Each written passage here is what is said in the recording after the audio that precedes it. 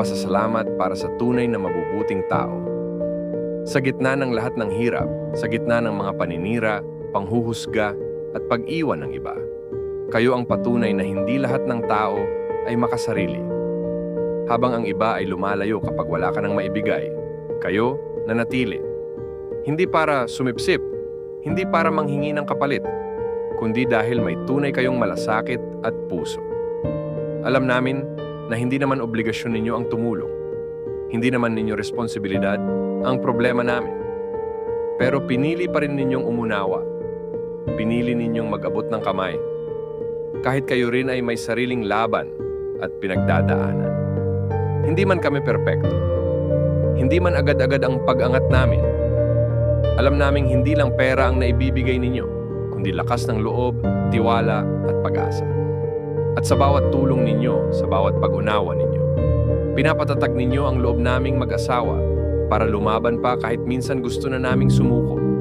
Hindi araw-araw ay kailangan naming umasa. At iyon ang ipinangako namin sa sarili. Kaya bawat araw na nagtatrabaho kami, bawat pawis at pagod namin ay alay din para sa inyo. Bilang pasasalamat sa panahong hindi ninyo kami tinalikuran. Alam ko, hindi pa ito ang oras para ibalik lahat ng kabutihan ninyo.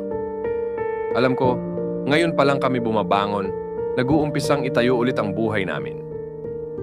Pero darating ang araw, hindi man bukas, hindi man ngayon, darating ang panahon na kami naman ang lalapit sa inyo. Kami naman ang magiging sandalan ninyo. Kami naman ang magbibigay ng tulong, hindi lang para bumawi, kundi para ipakita na ang kabutihang ginagawa ninyo ay hindi kailanman nasasayang. Salamat sa pagtitiwala. Salamat sa pagintindi.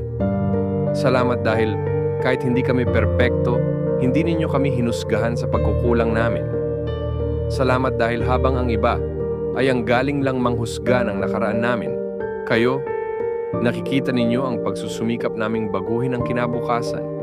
Hindi namin nakakalimutan ang kabutihan ninyo. Kahit paggaano kahirap ang daan, bit-bit namin sa puso ang bawat pagkakataon na pinaramdam ninyo na may mga tao pa ring hindi sumusuko sa kapwa.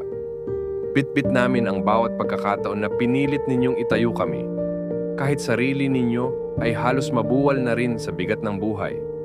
Kaya pagdating ng tamang panahon, kapag kami ay nakalakad na ng matatag sa sarili naming paa, hindi na kayo kailangang humingi. Hindi na ninyo kailangang magpaalala. Dahil kung sa kaming babalik, hindi para magpasikat, hindi para magyabang, kundi para tagumpay na kayo mismo ang tumulong itayo. Dahil sa totoo lang, sa likod ng bawat pangarap na natutupad, sa likod ng bawat tagumpay na nararating, nandoon kayo, mga tunay na kaibigan, pamilya at kasama sa laban. At para sa inyo, hinding-hindi kami magsasawang magsabi ng salamat. Isang salamat na punong-puno ng respeto,